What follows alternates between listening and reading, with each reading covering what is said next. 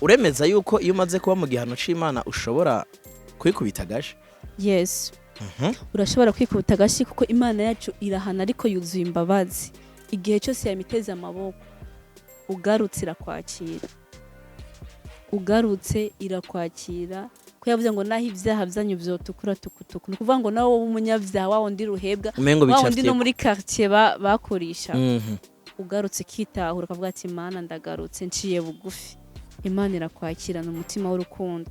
Ko n'umwana w'icyangazi Imana yaramwakiriye. Umwana w'icyangazi yaragenda aritwara nabi ageraho base vyibura. Niba utokwizera ibindi ko ndavuga genda wigire ku mwana w'icyangazi. Kuri rya nkuru gusa naho wifata nk'igitito nibwo wifata nk'igitito yifate kujya nyene hamuyihuze n'ubuzima urimo. Okay. Uriya mwana akigenda kuja gusayangana byari biryoshe ariko nicyabuze ko inyuma ya bwa buryohe yabona gitako biryoshe yagiye gusangira n'ingurube. Ni kujya bimeze no mu buzima busanzwe no muri ubuzima turimo. Ukiri kura bikora ubona umenga biraryoshe ariko bimaze kugushira ahantu mu kazitiro my friend n'umuriro naho bwawe bumva n'igiki cyo nkura hano hantu. Imana yonyene nishoye kugukura aho hantu uri. Rero ingero y'icyaha n'urupfu ariko ingabire y'Imana n'ubugingo budashira. Kubaha Imana nubwo umenga basiwe naco bikumariye bituma ubaho neza ufise amahoro. Urakoze cyane meme ku butumwa bwiza. Murakoze.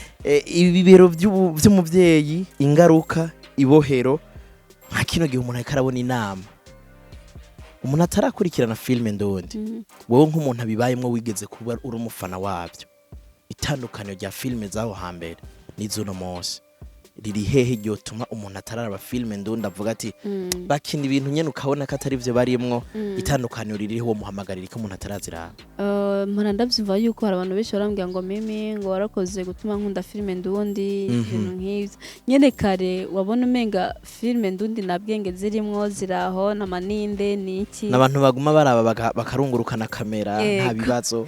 Ariko ubu my friend abarundi basigaye bafise filme ziryoshe ziteguye zirimwo ubwenge yandi ushobora gushira muri saro uri umuryango we n'umwana wa n'umugore mukicara mukaraba mukiga mukagira ikintu mukuyemo. Okay.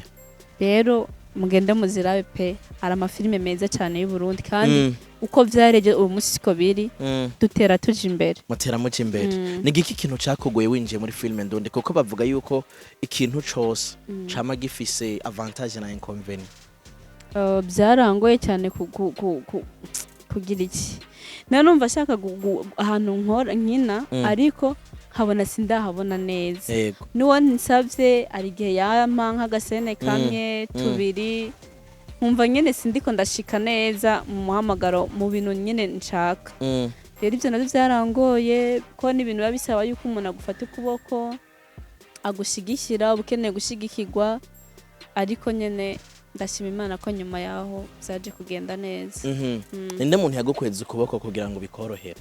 Uwanzanye muri industry uwanzanye uwo nituye ubwa mbere ndashaka kuza mu bintu bya kunda gukina yari Abel NDUWAYOYO. Okay. Ahari nani mu mugisha. Rero nyuma yaho nagiye imbere ya kamera bwa mbere muri filime ya SABBAS yitwa ubuzima.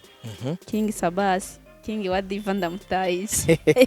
Numwe mu acteurs bagezweho mwakino gihe. Kandi akina neza. Ndashaka kumbwira ikintu abantu batazi kuri Abel. Abel n'umukozi cyane. Ku bya filime byo tuhageze nta n'umuntu wamurusha gukunda filime. Akunda filime ku rwego rwo hejuru. Kandi n'umunyamwete. N'umunyamwete cyane nubwo novuga ivyo. Niki kintu umuntu atazi kuri King SABBAS? King maze guhura nawe murambona yuko ibintu byinshi bamuvuga ko nivyo n'umuntu n'umukristo n'umukozi w'Imana ivyo ndabishingira nayo ko tuzinanye umva ico gihe ariko bwa mbere nje imbere ya kamera umva ko tumaranye igihe cyane gusumba n'abandi bose. N'umukristo ndamushingira intahe. Yego. Arani hano bati uyu muntu vraiment ndumva afise amadute niki SABBAS ndamushingira intahe. Oye. N'umukristo kandi Imana imuha umugisha cyane. Hari ukuntu uri kuramuraba muri acting y'umengo asanzwe ari yitonda mu buzima busanzwe. Namubonye rimwe nabonye umengo nujya mbona muri film. Kujya umubona kingi ni kameze. Ni umukozi w'Imana, ni umukristo kandi ni umuntu afise umunyamwete. Uziko ingaruka imaze kurenza umwaka. Hano mu Burundi mbwira umuntu arakora seri irenze umwaka. Okay. Kabisa icyo kintu nanjye naravuze ati mva wubahwe. Rero ni umunyamwete, ni umuntu akora cyane kandi n'umuntu ikindi kintu ngira batazi cyane, ni umuntu asenga cyane cyane. Mu gutangura ibikorwa arasenga nka kujya twatangura. Tubanza gusenga. Tunahejeje tukanasenga. Imana ishimwe cyane. Byakuviriyemwo ugukundwa cyane kuza muri film gushika nkuko natangwe ndabivuga abana je nkiriko ndajabuka ibarabara bagumye bakomanta Mireille oya wa ndo muri film oya hamushitsa wabonye ngira abantu ko bakwakiriye mu kanya umuntu yarenganya ariko arakuraba umuntu yinjiye afunze isura ukabona kati kubonya gatwenga wavuze yuko uri parts y'abantu bamwe batumye abandi bakunda film ndondi bikwereka iki binyereka icyizere Imana yangiriye muri bino bikorwa cyonyene ni favor Imana yashyizeho favor yayo kuko bino bikorwa ubirimo nubwo ufise experience ingana gute utareka igikundiro c'Imana ni zero ninda korohera Imana yashyizeho igikundiro inshiraho favor ni mpamvu ibintu nubwo nokora ibintu biraho mbona ko ari ibintu bisanzwe hari gihe ukora ibintu bisanzwe abantu bakabikunda ko tari bitetse mu buryo budasanzwe nohe mukinya korohera gukinana nawe iyo muri ko murakina kubera ko nasanzwe ndanakina n'ahantu henshi cyane abo dukinana bose mbona ari byiza. SABBAS ni favorite wawe muri film muramashinga kurusha abandi bantu oya si kurusha abandi bantu abari sawa tuko turakinana kurusha vuga oya wavuze ngo n'umuntu asenga n'umuntu akijijwe hari gihe nyene uko turi kose yego twese nta muntu atarimwe mu ishusho ry'Imana mugabo hari gihe uri kurakira n'umuntu ukavuga ati ndi comfortable cyane ndi comfortable ku rugero numva biba bitandukanye n'abandi atari kubera ko hari gwa rukundo rwa babiri mugabo kubera ko ahubwo mbaza nihe ukino kumva umeze neza iyo ndiko ndakina kwa Mede kuko ni nibo bavyeyi banje muri cinema nibo banzamuye bumva umeze neza kurushaho abantu bameze neza ko mba ndi safe ku buryo mbanzi ko atakosa nshobora gukora kubera ko nabantu babimetriza neza nabantu Imana yahamagare muri bino bintu kandi Imana ibaho mugisha cyane nibo bavyeyi banje nibo banyigishije nibo ba director nibo bandeze iyo ndiko ndakina abantu mba numva meze neza handi nkina nk'abantu numva ndiko nkumva meze neza ni kwa SABBAS ko SABBAS duhure ku bintu byinshi cyane basi ibintu byiwe abari gospel nanje byanje abari gospel rero mba numva meze neza cyane biramaze gushika ugakina filme aho muri ko murakinana hakabamwe umuntu atumuti yumva uri yareze shaje ntibirashika pe tuvuge ko ari ubana neza n'abantu canke bakubanira neza kubera Imana yaguhaye ya favor wavuga ndagerageza kubabanira neza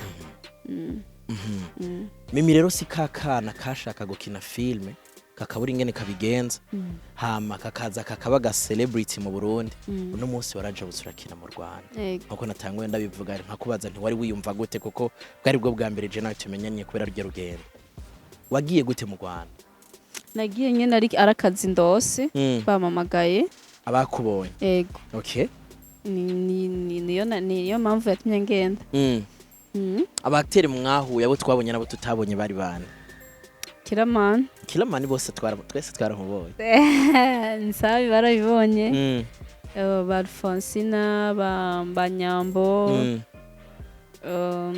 ba Patino abantu bakuri bakunda gukurikirana ama comedy afise comedy ziryoshe zirimwe amajambo aremereye gose Patino abo mutabonye ba Mitsutsu twarabonanye Mitsutsu twarabonanye Bujumbura ari funny gose ba Regis yakunda kinana kira cyane ni benshi cyane ni benshi twahuye ni benshi ijambo nka advice ya mbere nziza waronse wakuye mu Rwanda yari ya ko nakunda kwivuga hari umuntu ashobora kuza akakubwira ati hamwe witwaye uko mu buzima cyangwa muri uru rugendo rwa filime bimeze uko akaguha nyene impanuro ukumva ati uyu muntu azimpaye kubera ko anyipfuriza kumbona ahandi hantu hatandukanye n'aho abantu babona ko nashitse. Barakunze ukuntu meze kubera ko uburyo bameze nyene ngaragara nk'umuporoti byatari. Okay. Umupantekote. Rero hari bamwe bagenda bambaza nk'uwo guha ugakina wambaye nk'imini wasize amabara hehe na hehe wobikora. Nkamubwira oya navyo nokora. Rero havuyemo umwe arambwira ati mimi uzuko umuko nyene birakubere nivyo vyiza kandi abazogukunda bazogukunda uko nyene umeze. So rero byarandyohe cyane hari gihe ubona umenga abantu benshi ko barakujajinga kwikura umukiko bigira umukizwa byatari iki niki muri filme bisakwirekura bisabiki ariko bitewe nico nifuza kuzoba muri kazoza bazonkunda ukunyene meze nandi bwanje nikunda ukunyene wikunda ukunyene. So rero kubona n'abantu benshi bankunda ukunyene meze hari abantu benshi bifasha kunyene meze ego barabimbwira bakanambwira ati n'umunsi wagerageje kwihindura tuzokwanga. So rero Imana nabamugisha ko nkunda ukunyene ndaga Pentecote kunyene. Pentecote ari indirimbo yitwa Pentecote ya kera y'umuntu yitwa Chris Busy yarahevye kuririmba bari mu byunguka cyane. Ariko bakunda kwita ko ndi mu Pentecote je nano ko ndi muri no muri Pentecote. Warayibayemwe ho? Narayibayemo. Niki cagukuye? Navuye kuko nabishaka. Mane shimwe ntitubishike ko kure cyane. Sinkunda kuyaga ivyo madini. Ni nuwahe mukinyi wa filme mu Burundi w'umwigeme akuryohera kurusha. Donc azimbere. Ndashaka kumenya top 3 yawe. Sha Aruvera arangyoreye karakina. Twagize. Ubwo sinushaka kunteranya mu reka mvuga nabwiye batatu bazimbere kurusha. Abenshi barakina neza ko hano mu Burundi ujya dufite abantu benshi bazi gukina neza pe. Hari umuntu y'umuravye uvuga ati aha nta makenga afise. Watanguye Alvera. Babari. Cyana gusavye batatu. Babarira. Reka mvugumye. Wowe urakijijwe nta na beef ba. Ndakijijwe ariko kandi urabizi yuko abantu baragoye. Ushaka kuvuga ati je kansize. Reka rero abantu bagume mu mutima wanje nivyo vyiza vyihura nakubwiye umwe.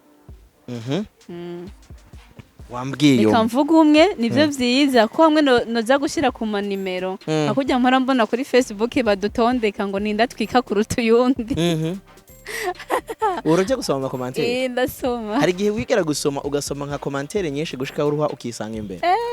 Ego. Wavyumva gute? Wari kuhiganwa nande? Oya neni Facebook. Oya navyo mvuga mbabarira. Okay. Wavyumvise gute?